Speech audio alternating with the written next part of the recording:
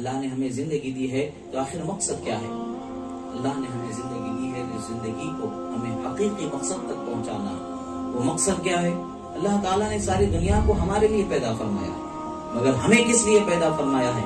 اس کی عبادت کے لیے اللہ نے پیدا فرمایا، اس کی اطاعت و فرمانبرداری کے لیے اللہ نے ہمیں پیدا فرمایا۔ جب ہم خدا و رسول کی اطاعت و فرمانبرداری کی طرف قدم بڑھانے لگیں گے تو ہمارے گھر میں بھی حالات بدلنے لگیں گے۔ آج ہم سوچتے ہیں عمر جب ڈھلنے لگتی ہے تو بچوں کی زبانی جب تیز جواب سنتے ہیں اور ان کے زبانیں سخت ہونے لگتی ہیں، جواب پر جواب، ترکی پر ترکی، جب ان کی طرف سے ہمارے پاس اخلاق اور کردار کی گراوٹ کا نمونہ اپنی آنکھوں سے ہمیں دیکھنے کا موقع ملتا ہے، اس وقت پر ہم افسوس کرتے ہیں پتہ نہیں کیوں ہمارا بچہ ایسا ہو رہا ہے، پتہ نہیں کیوں ہمارا بچہ ایسا ہو رہا ہے۔ مگر افسوس کہ بچے کو اس اخلاق تک پہنچنے سے پہلے آپ ہی کے بچہ آپ ہی کے گود میں اخلاق سیکھنے والا تھا۔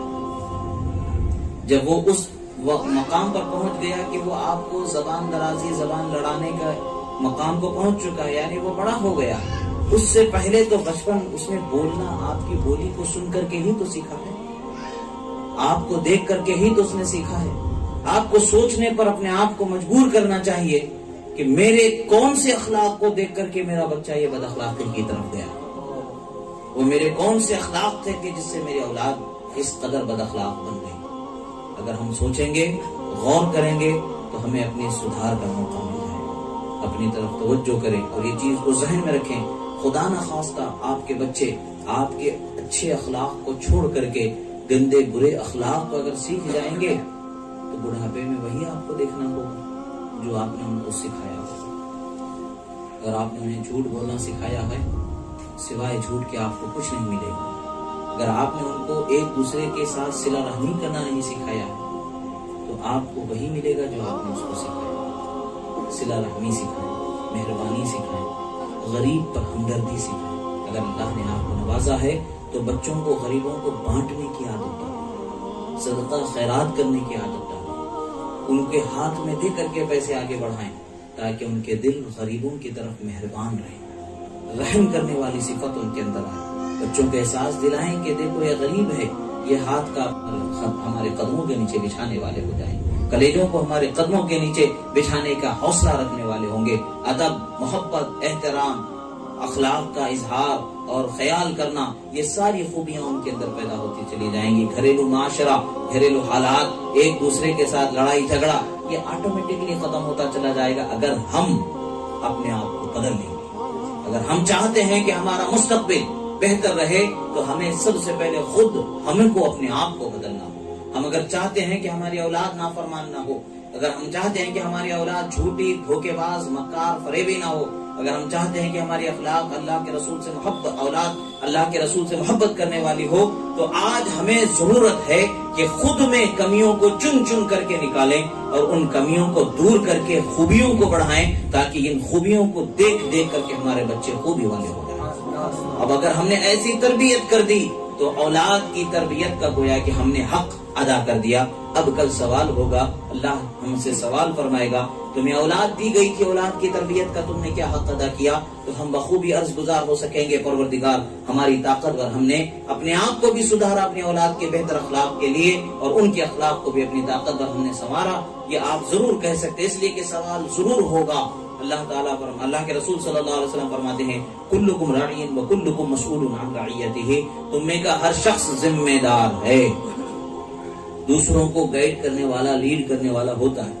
جس طریقے سے آپ کے گھر میں ہیں تو آپ کم سے کم گھر کے چند افراد کو تو آپ گائیڈ کرنے والے ہوتے ہیں، شوہر ہے تو بیوی بچوں کو گائیڈ کرنے والے ہوتے ہیں، ماں ہے تو بچوں کو گائیڈ کرنے والے ہوتے ہیں، بڑے ہیں تو چھوٹوں کو، چھوٹے ہیں تو ان سے چھوٹوں کو، اس طریقے سے ہر ایک شخص کی کوئی نہ کوئی ذمہ داری ضرور ہے۔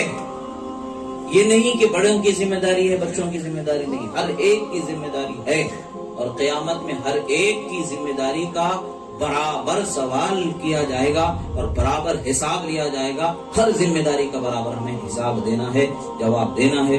تو کل جواب دینے سے بچنے کے لیے، صحیح راستہ تلاش کرنے کے لیے ابھی کچھ زندگی اللہ نے ہمیں عطا فرما دی ہے۔ یہ زندگی میں جو وقت ہمارا زندگی کا گزر چکا ہے گناہوں میں یا بھول چوک میں، اس پر توبہ کریں۔ اللہ کے رسول صلی اللہ علیہ وسلم فرماتے ہیں اگر تم اپنے گناہوں کو آسمان کی بلندی تک بھی پہنچا دو اور پھر بھی اللہ سے توبہ کرو تو خدا تمہاری توبہ کو قبول فرما لے گا۔ ہمارے گناہ اگر آسمان کی بلندی کو چھونے بھی والے ہیں، مگر ہم سچے دل سے توبہ کریں گے تو یقیناً رب تعالیٰ معاف فرمانے والا ہے۔ اللہ تعالیٰ کی بارگاہ میں معافی کا دروازہ کھلا ہے، معافی کا دروازہ ضرور کھلا ہے، مغفرت کا دروازہ ضرور کھلا ہے۔ ہمیں خود پر غور کر کے ہمارے اولاد کو ہمیں کیسے ایک بہتر مستقبل میں اور ایک بہتر زندگی میں انہیں ایک اچھے ماحول میں کیسے ڈھالنا ہے، یہ ہمارے ہاتھوں میں اللہ نے رکھا۔ ہم اگر نماز جانے کا خیال کرتے ہوئے اپنے اولاد کو ساتھ لے کر کے مسجد جانے لگیں گے، یقیناً آپ کے بچوں کو سمجھ میں آئے گا کہ مسجد جانا ثواب کا کام ہے۔ اب اگر آپ اپنے بچوں کو گھر میں وضو کر کے نکلتے ہیں اور بتاتے ہیں ابا مسجد میں بھی تو وضو خانہ ہے، گھر سے وضو کر کے کیوں جا رہے، کیا بات ہے؟ آپ بتا سکتے ہیں بیٹا ہر قدم پر نیکیاں مل رہی ہیں، ہر قدم پر نیکیاں مل رہی ہیں، تو ہمارا ہر قدم مسجد کی طرف بڑھنے والا، نیکیوں کی طرف ہمیں بڑھانے والا ہے، تو ہمیں جتنا ہو سکے اتنا اس قدم کو اللہ تعالیٰ کی بارگاہ میں مزید نیکیوں سے نیکیوں کے اضافے کے ساتھ حاصل کرنے والا ہمارا کام بنانا چاہیے۔ آپ اپنے بچوں کو ضرور اس کی تلقین کر سکتے ہیں۔ جب آپ جانے لگیں گے تو آپ کے بچے دیکھ کر کے وضو سے رہنے لگیں گے۔ اللہ کے رسول صلی اللہ تعالی علیہ وسلم فرماتے ہیں وضو سے رہنے کی عادت ڈالو، اس لیے کہ وضو سے رہنا پاکیزگی ہے۔ جب تمہاری ظاہری پاکیزگی سلامت رہنے لگتی ہے تو جب اس پر تم مداومت کرو گے تو تمہارے دل کی پاکیزگی سنبھلنے لگتی ہے۔ وضو سے رہا کرو۔ اس کی وجوہات کیا ہے؟ علماء کرام جب اس کے تفصیل کی طرف ہم جاتے ہیں تو یہی ہمیں جواب ملتا ہے کہ وضو انسان کے ظاہر کو پاک کر دیتا ہے، تو جب ظاہر پاک رہتا ہے تو ظاہر سے ٹکرا کر کے باطن میں پہنچنے والی ہر چیز پاک ہو کر کے پہنچنے لگے گی، جو ناپاک ہے ٹکرا کر کے دور ہو جائے گی۔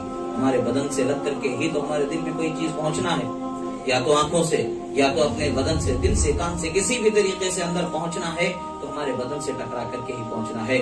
اور ہم اگر اپنے بدن کو پاک رکھنے لگیں گے تو پاکیزگی کا اثر ایسا ہوگا کہ وہ چیز اور صاف ستھری نکھر کے ہمارے ذہن و فکر